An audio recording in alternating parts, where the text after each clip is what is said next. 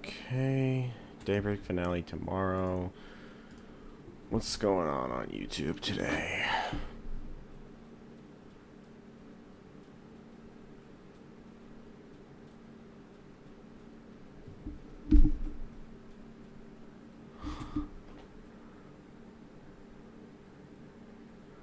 You've gotta be fucked. Hey, what's up guys, ImpulseEvan here, and today I'm reacting to the video. In this video, I gotta react to this goddamn game theory, guys. You guys know, I always react to new FNAF game theories, Poppy Playtime theories, probably Hello Neighbor or Bendy and the Ink Machine theories in the future, whenever those come out for the new games, if he even does theories for them. For Bendy, he probably will. For Hello Neighbor, questionable. But this is his new FNAF theory. Game theory, FNAF Golden Freddy never existed. Oh my god, I've already... You see, here's the thing. Because MatPat has such a high, like... What's the word? He's like a... He's really popular, obviously, in the FNAF community. So, a lot of people, just because he's so popular, just believe everything he says. Even if his theories don't really have that much evidence. And if I disagree with a MatPat theory, I get flooded with comments yelling at me, trying to disprove what I believe, and then I disprove the disproving. It's really annoying because a lot of people just kind of like believe whatever he says blindly, and I'm worried that's gonna happen for this. Golden Freddy never existed. Oh my god. I'll leave a like because it's a game theory and I'll probably enjoy as a video, not as a theory though. This is gonna be a terrible theory, I already know. So don't hate on me in the comments for disagreeing with this terrible theory. Don't leave a dislike because I disagree with the holy grail MatPat. So let's just watch this video, okay. What if I told you that everything we thought we knew about FNAF was a lie? That Freddy, Bonnie, Chica, and Foxy were never possessed? That the bite of... It's even worse than I thought, no! 87 never happened. Heck, that the bite of 83 never happened. What if I told you that William Afton didn't die? Where's my f***ing gun?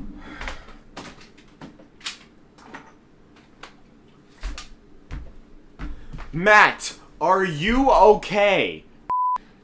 Because some spirits harassed him in a back room, but because he got careless and wet. What if I told you that Golden Freddy never existed? You would all think that I was crazy, right? Yes, and we will even after this video. Series that I'd finally lost it, or gotten so you have. You absolutely have. You absolutely have. You absolutely have. You absolutely have. You absolutely have. You absolutely are not. I'm just kidding. Maybe even all of the statements that I just made. Okay, I made a video talking about how maybe the missing children incident kids aren't missing, and even though I completely disagree with that theory, even though I made it, then, I mean, that kind of makes sense. All of this not happening makes absolutely no sense. The spirits are definitely possessed. William definitely... I mean, the animatronics are definitely possessed. The bite of 87 probably happened. The bite of 87... and the bite of 83 definitely happened. William definitely got spring-locked. And we know some of this stuff because of the novel trilogy. And just because they're a different universe doesn't mean that what we see in there can't be applied to the games. How exactly do you think that everything in FNAF just never happened? That makes no sense. Are 100% true. So open your ears and listen to what I have to say, because once I'm done, they did happen. All of this look stuff. At this franchise the same way again. No, after you're done, I'll never look at you the same way again. I'm just kidding. But I mean, I'll still always enjoy game theories, even if the theories are bad. And already I know this one is bad. So.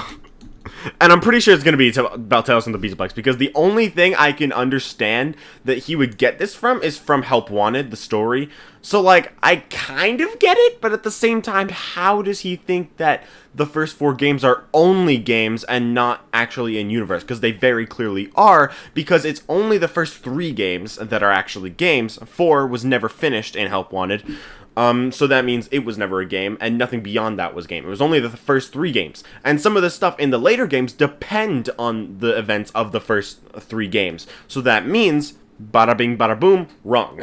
Also, he said he included the Bite of 83 in that, which is incorrect because, like I said, FNAF 4 wasn't finished in Help Wanted, meaning that was 100% real. But let's be real, all of the other games are too. Even though they're games in universe, they still happened. Oh, Internet, welcome to Game Theory, where... Am I the only one that hears that weird humming sound? I think it's coming from the subscribe button. Can you help me smash it? Oh, thank goodness, that was driving me insane. Huh, what's this small disc that fell out? Yep, probably not important. Today is a big day as far as FNAF theory goes. Usually I'm here picking apart details from the newest book, or trying to solve one very specific part of the franchise's history, or reminding you that robot kids do in fact exist and Gregory is one of them. But this episode has a wider scope. It's bigger. It touches literally everything released in the franchise thus far. I don't know if I agree with today's theory or not. I don't even know if I God. like today's theory or not. Scratch that. I do know. Kinda hate it, and what it means for the franchise. Okay, I've immediately regained my respect for MatPat, even though he did create this theory. I've been in the position that he's been before, only for like half of one of the things that he brought up, but like still. but regardless. So like if he doesn't like the theory, good. If he doesn't believe the theory, good. If he thinks it's possible, bro.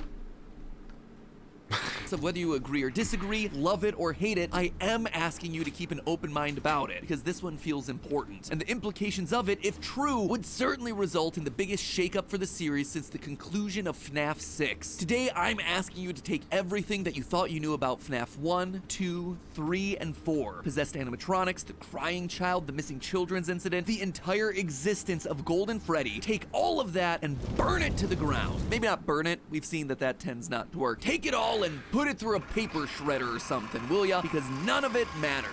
None of it. It's all wrong. Or maybe it isn't. But before I explain why, I have to tell you that brand new holiday theoryware is available right now. And while I might not be the hugest fan of the implications of today's theory, I am the hugest fan of the mercs. Is that it's didn't add that to Don't mind me. Just jacket is some factory. You also have with these cinnamon one like something in the soup tend to be on it.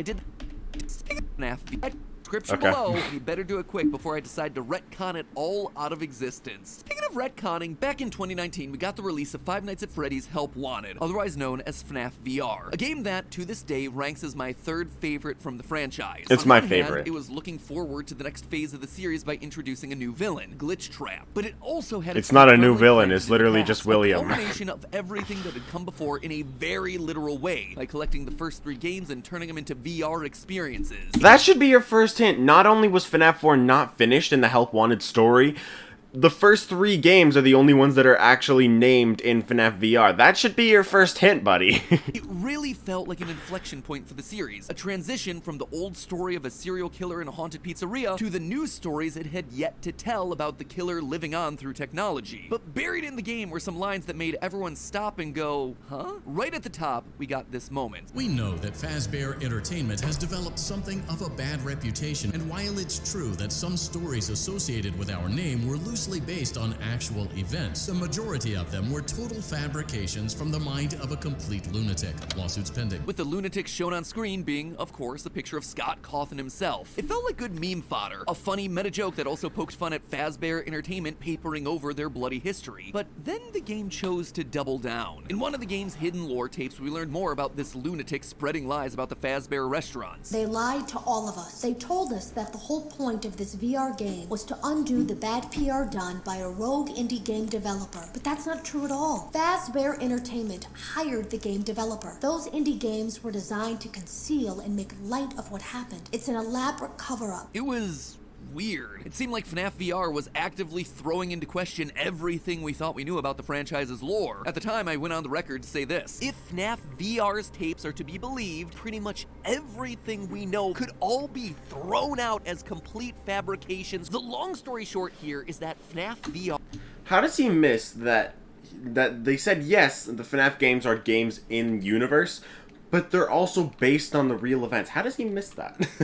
are in making Scott part of the Fazbear cover-up is the franchise's way of rebooting the story. It's explicitly telling us that everything we've known up to this point is wrong. It's a distraction. No, it's not. And that's largely where the community left it. It was a bit of a weird call for the series to disregard everything that had come before, but honestly, it would have been fine. Here's the old original story arc with the first 6 games, and here's the new one moving forward. 2 separate story arcs told within the same universe. Fine. Until Security Breach came out. Suddenly, Springtrap was a key player again, and we were exploring the burned remains of the FNAF 6 location. And the idea of the first 6 games being the crazed ramblings of a hired lunatic were largely forgotten as we were thrust yet again back into the story of the Aftons. Business as usual, only this time, there was Music Man! So that was pretty much the status quo for the past year. But then, in late September, the unthinkable happened. We got another book. I know, I said the B word. I'm sorry, but stick with me, this one's different. You see, this one delivers on the hope that we've had for the books from the very beginning, that they would take small moments from the games and expand upon them to bring more clarity. Care to guess what moment from the games they chose to expand upon? The story of a rogue indie developer hired by Fazbear Entertainment to create a series of games He's not even covering up the rogue. company's shady past. He's not the rogue one. What do you If there was any mean? lingering doubt as to how this story fit into the games, the title was none other than Help Wanted. I'm about to summarize what exactly happens in the story, but the TLDR of it is exactly what we predicted back in 2019, that everything you thought you knew about the franchise is dead, just not exactly in the way that we thought, and it suddenly changes everything about how we should be approaching this franchise moving forward. In the story, we follow a character named Steve, an indie game developer stuck in a dead-end job while working on a, quote, fetch quest-based game featuring cartoony chipmunks. Now, what could that be a reference to, Scott? Just like we hear about in FNAF VR, Steve is contacted by Fazbear Entertainment to create a series of games in order to help rebrand the company. At first, he turns down the offer. Not the company to take no for an answer, Fazbear then sets up an elaborate plot where they catfish Steve into a date with the woman of his dreams. During the date, he passes out, only to wake up and find that suddenly he's married to the woman and suffering from severe memory loss. This happens a few more times, waking up to discover that he now has children, or that the house he lives in is being foreclosed. Suddenly, in desperate need of money, he contacts Fazbear Entertainment and starts making games for him. 4 games, to be specific. All the while, a constant ringing is happening in his ears. Bit by bit, he becomes more sleep-deprived and paranoid, which then feeds into his games. At night, he's haunted by night terrors, horrific monsters that keep popping out of the walls, which only pushes him to work harder. And throughout it all, the ringing continues to build, rotting his brain. Eventually, Steve discovers what's going on. The high-pitched sound that he keeps hearing has been creating illusions used to gaslight him. His house, just a series of blank rooms. The night terrors, amusement park jump scares coming out of the walls. His beautiful family, robots with plastic faces and wheels. Their physical description actually sounds a lot like the staff bots. Steve is then given a choice of going back to the miserable real world or returning to the happiness that he felt inside the illusion. He chooses the illusion, giving his robot wife a hug, who then stabs him to death. Oh, also there's a DJ on the radio called DJ Dan, the Music Man. It's not important to the lore, it's just for the memes. It is a super sad story. It's also in no way a tale from the Pizzaplex, considering the place isn't mentioned once. But more than anything else, and it's a way story before that the Pizzaplex. confirms some But of so our is greatest B7, fears let's be about the real. franchise. First and foremost, illusion discs are now officially a thing in the games. If you don't know what illusion discs are, then good for you. You clearly avoided I'm glad he realizes Tails is in the games. reading the novels. I, however, not so lucky. Hopefully. Basically, He these does, things right? use high-pitched noises At to least for trick the this human story. mind into creating intensely real illusions of things that aren't really there. A robot appears exactly like a human. A pizzeria is more decorated than it actually is. Characters turn practically invisible on camera. These are all ways that they've been used in the books, but up until this point, we've never had a reason to believe that they were in the game universe. The only time that I've suspected that they might be a thing in the games is this scene from Sister Location, when we remove a That's random not an flashing illusion disc disc. from Funtime Freddy's I will chest. die on Just this hill. speculation at the That is not an illusion disc. Obviously, it's not on screen right now, but I will die on this hill. That is not an illusion disc. time, but now, going back, listen to that scene. The chest cavity should now be open. Remove the power module from the chest cavity. Great work. You hear it? The buzzing? That humming is only present in scenes where we're directly interacting with an animatronic in close proximity. Just saying, there might have been more evidence to suggest that these things were actually in the games earlier than we thought. But hindsight's Those aren't 20/20. illusion With this discs. new story, we know it's valid technology. And that has huge implications for things that we... Why aren't we dizzy? Boom. Debunked. we see throughout Security Breach, like when we hear high-pitched ringing and have distorted vision anytime Vanny runs past us. That, yes.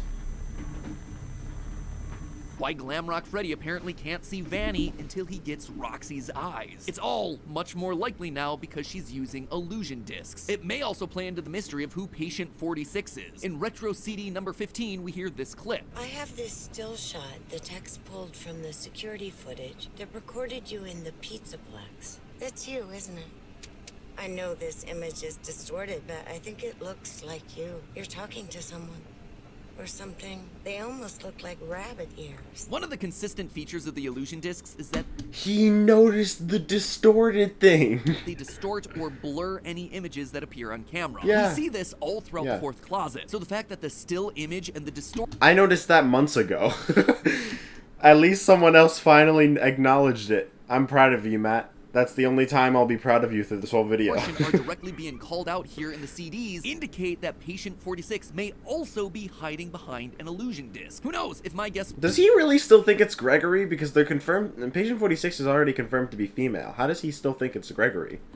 was right and Gregory is meant to be Patient 46. No, that could be why no. he's appearing all blurry here in the camera shots from the DLC poster. Admittedly, that opens up its own can of worms and But what about the other images? What do you mean? contradictions that would merit their own discussion. Like, why would he be clearing all these other pictures? I'm just tossing it out as something. Exactly. for us to chew on. Much more importantly, though, the Help Wanted story confirms that FNAF 1, 2, 3, and 4 are canonically video games within Freddy's fictional universe. Yeah. They were created by a hired gun. A hired gun who, in the story, is confirmed to not be familiar with the events that happened at Freddy's. Quote from the story. Yes, It he took a few was. seconds for the name Fazbear to ring a bell, but then Steve remembered the kids' pizza places that once had been wildly popular, but had suffered a downfall after a variety of criminal allegations. There had been talk of murders, though Steve didn't remember how many. There was weirder stuff too, stories about paranormal events and that kind of nonsense. Steve doesn't actually know the stories and events that took place. He doesn't remember how many kids died. He doesn't Okay, believe fair in enough. paranormal activity. He is an unreliable narrator, which therefore puts everything in those first 4 games into question. He knew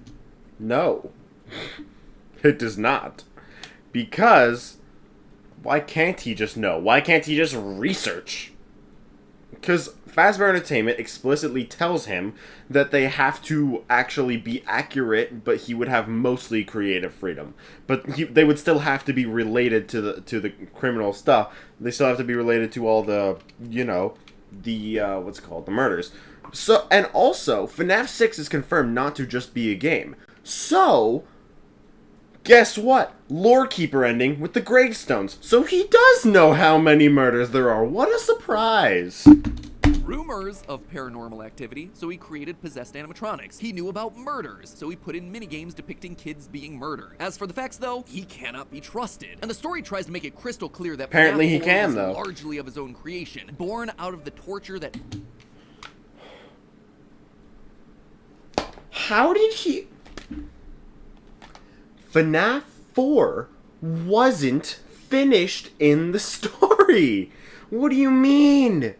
He made FNAF 1, took him a while. He made FNAF 2, took him less time. He made FNAF 3 in literally one day somehow. And then FNAF 4, he started, but he never finished it. Or did he start? No, I think it was the day he... Okay, he started FNAF 3, finished FNAF 3, and then that night is when he died. He didn't even start FNAF 4, or at the very least, he didn't finish it. So no, you're completely wrong here, Matt. Fazbear was subjecting him to. As his hallucinations get more nightmarish, Steve starts seeing monsters literally appear out of the walls. One of them is described as follows, quote, "It was the head of something. It was small, but bulbous and vain. Its large eyes almond-shaped with cat-like pupils. It lunged forward from the hole in the wall and parted its jaws to reveal a mouthful of sharp-looking teeth. Its pointed tongue darted out like a snake's when it sniffed the air." This moment isn't just to show us Steve's torture, it's to show us the influence that it has on the games that he's making. Look at the description. Does it remind you of anything? A character with cat-like eyes, a long pointed tongue, sharp teeth, who likes to pop out unexpectedly? It's Nightmare Foxy from FNAF 4.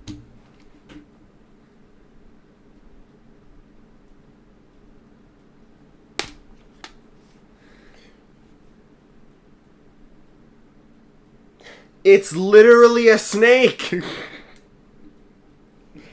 Look look at this picture from the teasers leading up into the game, especially the long-pointed tongue. He doesn't Who else have that pops in the out from game, closet, though. from under the bed, from behind a TV in that game? Foxy. The book is spelling out for us why that game is so different, why it's no longer a game about Fazbear Pizzeria. The torture became so much that the story had shifted from being a Fazbear story to being a Steve story. 4 games, 1 story. It's the clue that Scott gave us a long time ago during a live stream after the release of FNAF 4. At first, I suspected the line was all about dream theory, that all of it was happening in the nightmares of a child, and I think that one was right. Then it shifted to the 4 games being about one family, the Aftons, as their kids grappled with the sins of their father, and I think that was also right. But now it's changed once again. It's now 4 games about one new story, Steve's story. The story of a game designer that was being gaslit by an evil robotics company. You know, I gotta hand it to Scott. It's actually impressive how many times he's been able to make that single phrase describe the same set of 4 games. It also means that Scott gets to have his cake and eat it too. He gets to make those first 4 games the equivalent of dream theory without it actually being a dream. Oh, was the puppet referred to as a he in FNAF 2? Steve didn't know. Were there 5 victims? 10? 15 in that first set of pizzerias? Don't know. Steve's just made... But he put 5, and there's literally 5! Oh my god, dude, what are you talking about? My dude, what? Oh my god, 4... Okay, first of all, 4 games, 1 story literally means the first 4 games are of 1 story. And he said that when there were only 4 games out. If he had said that today, he would have said 11 games, 1 story. It doesn't mean anything specific. Okay? There's that. 4 games, 1 story? It doesn't mean anything. Oh my god. Making his best guess. But most importantly of all, it means that anything that doesn't physically appear in or after Sister Location and beyond is suddenly cast into doubt. And when you think about it, that includes some major parts of the lore. For instance, we know that Michael Afton is... But FNAF 4, yes, FNAF 4, because again, it was not finished in the story, and therefore there was no FNAF 4 game in universe. FNAF 4 and onward, that lore requires the first 3 games lore to happen. Hell, FNAF World is canon, despite what a lot of people think. FNAF World is canon, and it's about setting up Happiest Day from FNAF 3 for the bite victim in FNAF 4. Debunks your theory completely. And FNAF 6 also confirms Molten MCI, which requires the original 5 animatronics, their endoskeletons, which are possessed by the 5 missing kids, melted together and being inside the Funtime animatronics and Molten Freddy. Therefore, spirits are required to be possessing the animatronics. The FNAF 1 through 4, FNAF 1 through 3, and including 4 too, because for some reason you think that's a game too, even though it's completely, really not. Even like all of the first 4 games have to happen in order for the games after to make sense. The later games require the first 3 games. Is in fact a security guard for Fazbear Entertainment at some point thanks to the security logbook. Plus, with Sister Location in FNAF 6, we know that he ends up getting scooped and dying in a fire. Sister Location also proves the existence of Elizabeth Afton and how she got scooped by Baby. But the 3rd Afton kid, Crying Child, he's never been mentioned in any other game other than FNAF 4. I've made... FNAF World. FNAF 6, the alleyway poster of the Afton family.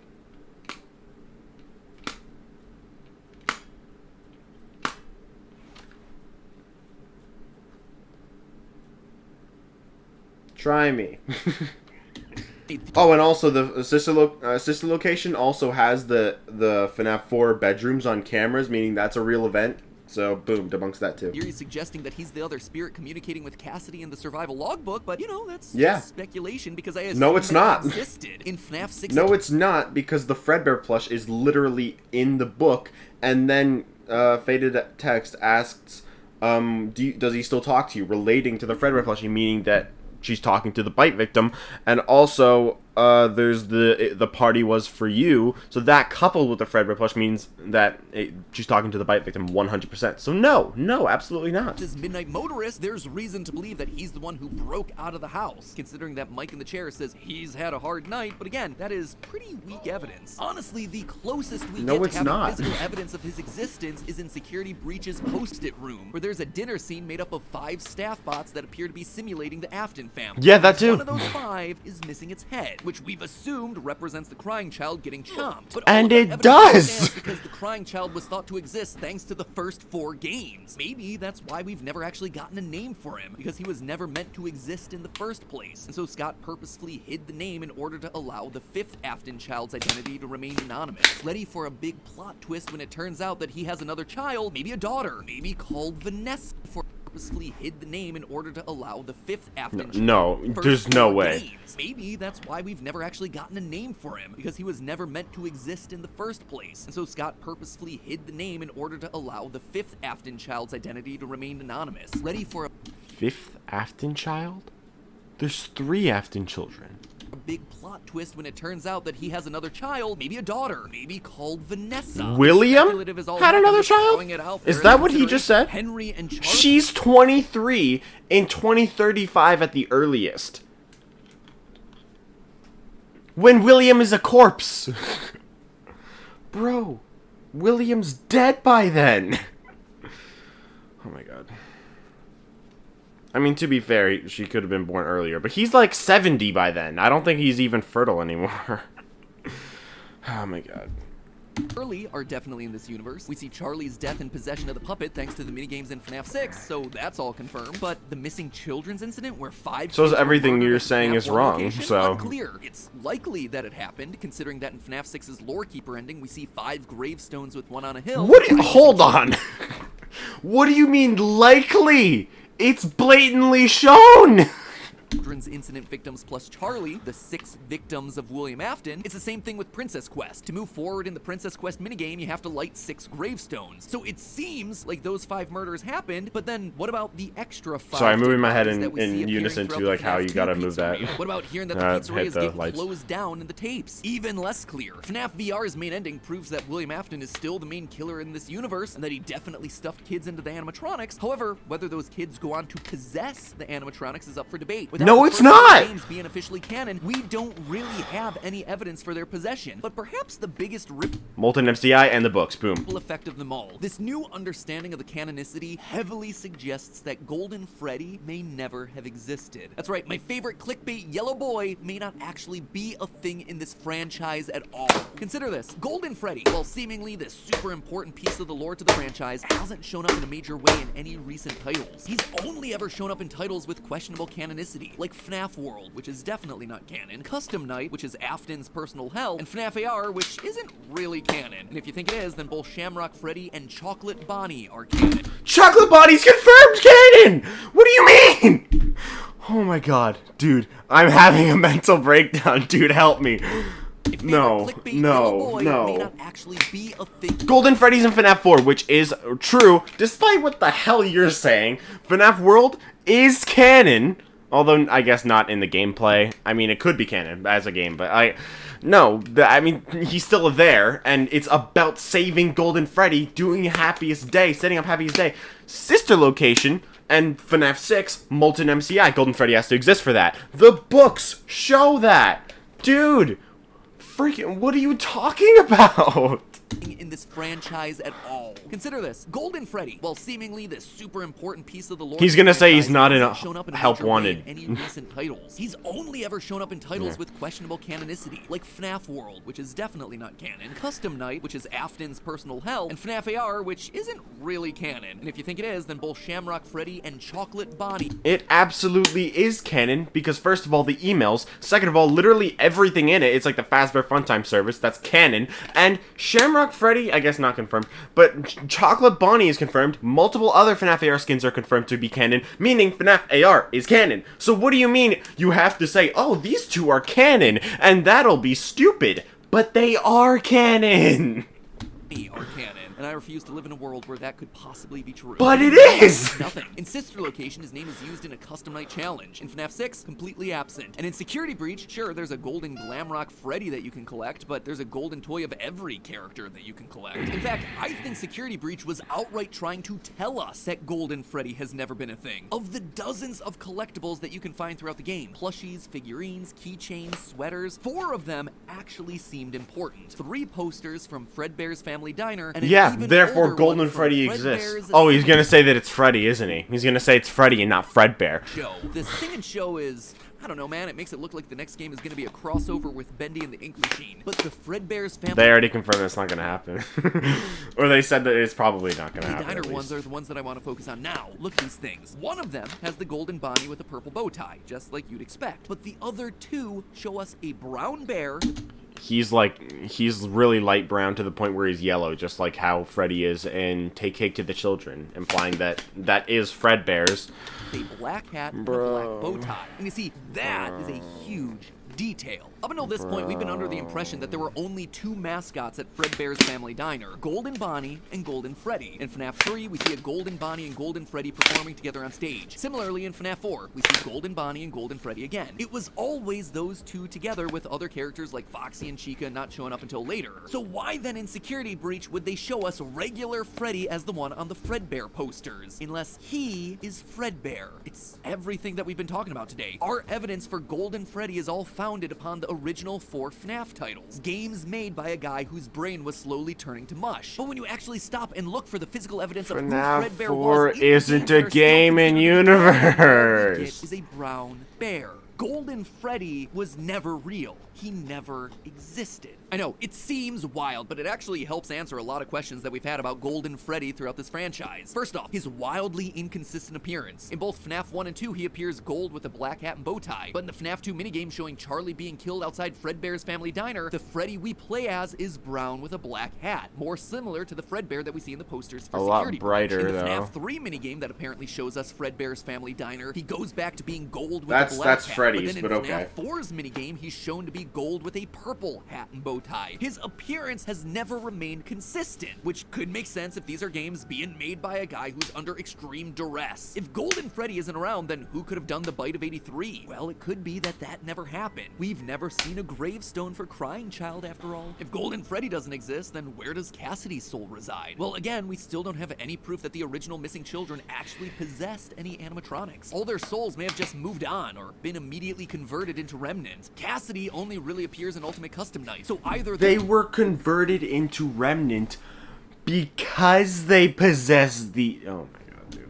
Just... I'm dead, guys. I there's 2 minutes left. Can I even survive that long? Spirit is attached to Afton's like Andrews is in the Fazbear Fright series, or it's just William torturing himself over the memory of this one child that he murdered in cold blood. Long story short, I still haven't fully worked out the ramifications of all this, and I'd love your help working through it because this revelation... Our help will be yelling at you for making this terrible theory. The first 4 games being games demands a whole new way of looking at the series. The ripple effects of this revelation are huge, and casts even more doubt into stuff that we thought that we knew about the games. I mean, with all the new books and games and revelations that we've had since the release of Security Breach, I've been meaning to do a state of the lore video for a while, just to make sure that we're all operating on the same page of what is true and what isn't true. Because at this point, it's hard for even me to keep track of what we've proved, what's only speculation, all of that. And after episodes like today, that sort of video feels more important than ever. So keep an eye out for that one in the next couple of weeks, which means that I'm back to researching FNAF from square one. And I thought we were done with the scary season. But hey, at least while I'm pulling my hair out, I can look good doing it thanks to my new Game Theory merch, which just as...